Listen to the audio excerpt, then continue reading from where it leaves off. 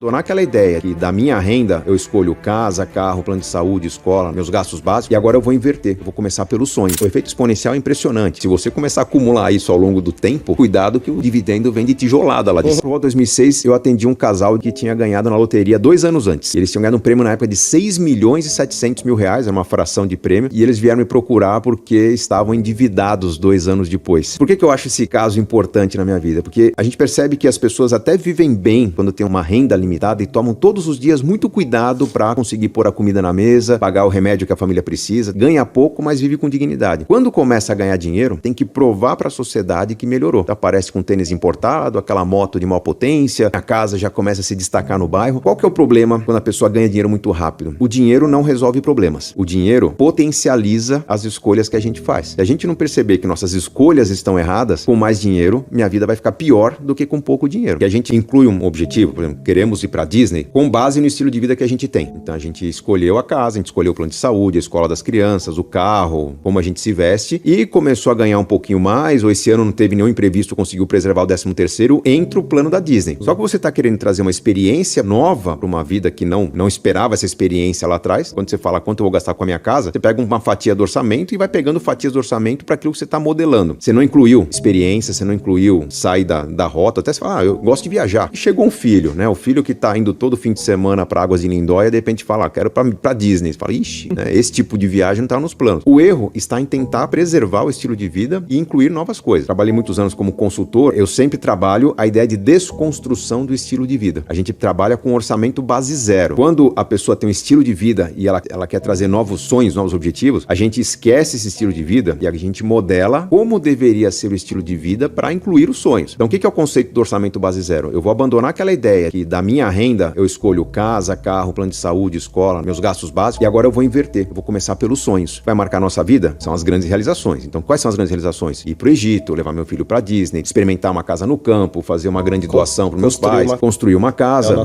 Quero fazer um curso de gastronomia lá na França, quero aprender a esquiar, algum sonho. Então, a gente, da renda, começa a construir os sonhos. Quanto eu deveria guardar por mês para independência financeira, para casa no campo, para uma viagem a cada 2, 3 anos? E a gente separa a primeira verba. Como, normalmente, essa construção de sonhos é de médio e longo prazo, eu preciso ter o elemento da motivação. Então, além dessa verba para os sonhos, eu separo uma verba para qualidade de vida, para fazer coisas que normalmente as pessoas esquecem. Praticar meu esporte, doar para quem precisa, coisas que eu sinto que são importantes. Para algumas pessoas, viajar de tempos em tempos para ver a família. Tem gente que está vivendo longe da família. Isso é qualidade de vida. Com o que sobra, eu vou modelar meu estilo de vida. Nossa, eu achei que podia morar numa casa, num apartamentão, vou morar num flat. É um jeito interessante de viver? Não, tem que estar claro que é um jeito menos confortável, menos conveniente de viver. Mas eu tenho que ter aquela consciência de que, de repente, eu chego no sábado e falo, puxa, eu queria que meu apartamento fosse maior. Como não é, ainda bem que eu tenho a verba para ir ao teatro, ao cinema, visitar os amigos, presentear. Mudou o foco. Não é mais o estilo de vida. Legal. Então, a gente adota uma vida mais simples para que ela seja mais rica em experiências, é a tal da qualidade de vida, e realizações, que são os grandes sonhos construídos. Como essa vida vai ter mais experiência, é muito provável que eu tenha uma energia vital muito maior. A gente entra no êxtase de estar realizando sonhos. Então, a gente inverte a ordem das escolhas. A vida, ela se torna menos recompensadora do ponto de vista daquilo que eu ostento, mas muito mais recompensadora do ponto de vista do que eu acrescento à minha rotina, aos meus registros de vida, as histórias que eu tenho para contar para a família, para os amigos. Eu me torno uma pessoa muito mais rica. As pessoas vão querer estar mais comigo para compartilhar experiências. As oportunidades aparecem mais. Os amigos vão querer acompanhar mais esse tipo de processo. Então eu começo a perceber que daqui a pouco estava difícil planejar uma viagem, mas os amigos estão vindo junto e cada um está contribuindo um pouquinho. Fica mais fácil, fica mais leve, fica até mais barato quando a gente pensa na escala que isso pode ter. Com isso, a tendência é que a gente prospere mais. Uma vida de mais experiências nos traz mais bagagem, nos traz mais criatividade, a gente trabalha melhor, a gente evolui melhor e até esse sacrifício inicial que a gente fez, eu não vou esperar a aposentadoria para mudar. Ao longo dos anos, eu vou melhorando e minha renda tende a crescer porque eu sou um profissional melhor. Quem está sufocado por contas para pagar, devia num dado momento parar em família, falar, esquece o quanto custa o apartamento, esquece quanto custa a escola dos filhos, vamos imaginar, com quem te ganha, vamos tentar modelar um estilo de vida mais simples, só que incluindo várias realizações. Vai ter um gap aqui entre o que a gente é e o que a gente quer ser. E aí, o que a gente constrói? Uma estratégia para desconstruir o que a gente é e começar a construir o que a gente quer ser. Eu falo insistentemente nas minhas redes que planos não foram feitos para dar certo. Gente, isso não é uma frase arrogante. Você monta um plano, tem 3, 4 anos para realizar. Se você ignora o fato que nesses 3, 4 anos você se tornará uma pessoa mais inteligente, o seu plano vai acontecer exatamente como previsto. Se você montou e segue esse plano e não dá atenção para ele, vai juntando dinheiro, você vai chegar no dinheiro que você precisar, você vai pagar caro. Agora, se você estuda aquele plano semanalmente e vai fazer uma pesquisa, entra num blog, vê que as pessoas estão fazendo, acompanha notícias, mudanças de preço, você vai aperfeiçoando o plano. Então é muito provável que um plano que merece atenção, depois de 3, 4 anos, ou ele aconteceu melhor do que o previsto, ou aconteceu antes do que o previsto. Você está se tornando um expert em melhorar o seu plano. Isso vale para tudo, gente. Houve uma matéria na Você S.A. em que eu ensinava a chegar no 1 milhão em 10, 20, 30 anos e naquela conversinha de café, a jornalista falou, puxa, mas você acredita mesmo nisso, professor? Eu não só acredito, como estou chegando nesse número. Isso era novembro de 2005, eu virei 1 milhão no final de 2005. O Casais Inteligentes Enriquecem Juntos começou a fazer sucesso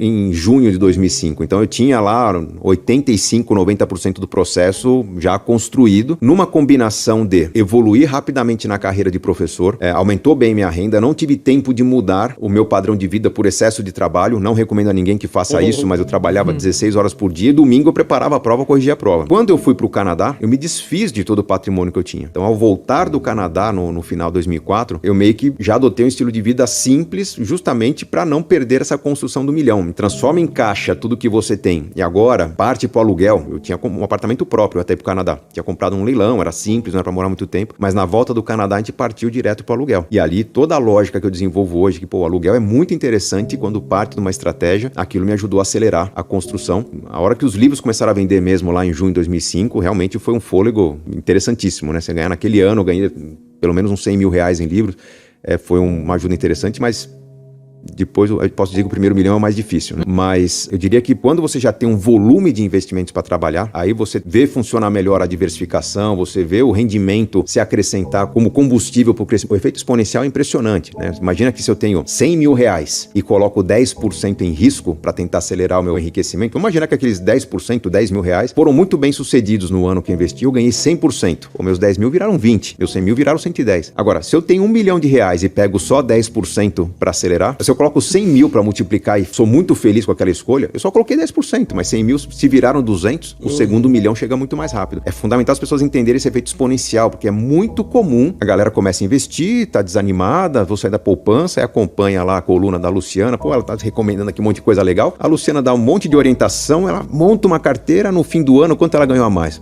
Eu ia ganhar 100, ganhei 120. Valeu a pena? Aparentemente não, mas se você começar a acumular isso ao longo do tempo, a renda variável potencializa demais o efeito exponencial, a mágica. As pessoas não têm ideia do tamanho que isso se transforma com o tempo. E o pior, elas desistem no começo. Elas dizem assim, monta uma carteira de renda. Fundos imobiliários, ações, não sei o que lá. Começa a pingar, o pessoal acha bonito, né? Meus primeiros dividendos, caiu lá 7 centavos. Quinto, sexto mês, a pessoa fala, vou parar com isso. É muito pouco. Mas porque não está simulando como vai ser daqui a 5 anos, como vai ser daqui a 10, como vai ser daqui a 20. Daqui a 20, cuidado que o dividendo vem de tijolada lá de cima. A gente vê a realidade das pessoas que têm muitas ambições porque a vida em família é muito sofrida, né? Nada tem, nada pode, ver aquela vida de Instagram, o pessoal saindo pra jantar, um monte de dica de passeio e tal, a gente não consegue. Então as pessoas quando ganham algum dinheiro querem logo tentar fazer aquilo que o famoso tá fazendo. A gente nunca teve essa ambição. O tempo todo me debruçava pra fazer algum tipo de plano. Eu era professor de inglês, né? E minha renda era de meio salário mínimo. Tem uma ideia, do salário mínimo naquela época era 200 e poucos reais, eu ganhava 140 por mês. Eu conseguia pagar o combustível, pagava uma outra atraçãozinha, tipo o hot dog da sexta-feira, mas eu juntava dinheiro pra cada 4 ou 5 meses fazer um passeio de fim de semana com a Adriana. Era um esquema que a gente se divertia com o que a gente não tinha. Quando a gente começou a ganhar dinheiro, foi numa fase em que tanto a Adriana quanto eu começamos a trabalhar bastante. E ganhar dinheiro, gente. Dinheiro de hoje seria tipo 3 mil reais por mês. É um dinheiro que a gente não tinha. Dei uma entrevista para uma revista falando que dava para construir um pé de meia num certo prazo. Aí eu comecei a fazer algumas simulações e eu vi que em 15 anos eu chegaria a um patrimônio de 1 milhão de reais. E fui contar isso pra Adriana, minha namorada. Falei, olha que legal. Eu tinha que contar para alguém. Olha a planilha que eu montei. Se a gente seguir esse planinho que eu tô seguindo já há 2, 3 meses, daqui a 15 anos, quando fizer 41 anos de idade, eu vou chegar em 1 milhão de reais. Você tá namorando um futuro milionário. Ela falou, que legal. Já que estamos falando de futuro e namorando há 5 anos, que tal a gente pensar num casamento? Vi derreter aquela planilha. Não, peraí, né? Não tava incluindo naquela planilha o casamento. Eu não sabia dizer não. Então eu falei, puxa, casamento, por 5 anos de namoro, bateu uma vergonha. Eu não disse não. Falei, peraí, eu vou fazer as contas pra ver quanto que custa um casamento. Eu cheguei em casa e montei um planilhão. Quase que virei à noite montando uma planilha de casamento. Era um sábado pra domingo. Domingo foi lá na casa da Adriana com olheiras, né? Aqui, meu plano pra gente casar. Puxa, olha, a gente teria que poupar 75% do que a gente ganha durante 2 anos. Pra montar uma festa de casamento, ainda ficar pagando parcelas por 12 meses. Loucura, né? A Adriana falou, eu topo. Adorei. Quando ela falou, eu topo o casamento, eu falei, não. Ela não entendeu o quanto vai ser sacrificado a gente abrir mão do nosso jantar fora, nossa noite de gala na barraquinha do hot dog, né? Na minha cabeça, ela ia desistir depois de 3, 4 meses. Começou, dia após dia, trabalhando, e ela era vendedora, trabalhava com comissão, de repente ela começou a falar, olha, tô vendendo mais. Como assim tá vendendo mais? Ah, porque eu vendo implantes para dentistas, né? Quando eu falo, o doutor quer comprar o implante? Eu falo, não preciso, tô com o estoque cheio e tal. Eu falo, doutor, ajuda, é pro meu casamento. E os caras começaram a comprar. E a renda dela, em 3 meses, quase que dobrou. Eu comecei a entrar na dela. Começaram a vir convites para aulas que eu tava recusando, dava aula de contabilidade básica. Alguém dá aula de estatística? Pô, estatística eu nunca dei aula, mas tirei 9,5 na matéria. Então deixa eu preparar por uns dias, eu dou aula. Comecei a pegar algumas aulas e a renda começou a crescer também. Fechava uma aula, pra mim, que era uma aula? Era R$400 a mais. Eu ia lá no orelhão, ligava pra Adriana, fechamos mais 30% do pacote de flores. Ia arriscando na planilha o que a gente tava batendo de meta com cada fração de renda que eu conquistava. E ela é a mesma coisa. Aquele plano que era para 2 anos, a gente viu que poderia viabilizar antes ou poderia viabilizar melhor. E a gente começou a acelerar o projeto de uma forma que a gente decidiu trabalhar que nem uns loucos nesse período. Mas era um grande sacrifício, mas estava muito claro qual era o prêmio. E a cada dia o prêmio aumentava. Tanto que a viagem que a gente planejava no começo era uma semana em Porto Seguro. Virou 2 semanas e meia na Europa. Fizemos Paris e Grécia na nossa lua de mel. E quitamos tudo no casamento. Não teve endividamento. Então estava muito claro o processo ali que, o sacrifício valia a pena? Valia. Porque o prêmio era muito grande. Tinha data para acontecer. E ali nasceu uma grande lição que eu trago para os meus livros, para o meu trabalho hoje, que é todo sacrifício vale a pena se ele não for se transformar em sofrimento. Se ele for parte de uma gincana em que você sabe quando o prêmio acontece, você vai celebrar esse prêmio, vai celebrar bem esse prêmio e marcar o começo do próximo sacrifício para realizar um outro sonho. A vida se torna uma grande gincana correndo atrás de grandes realizações.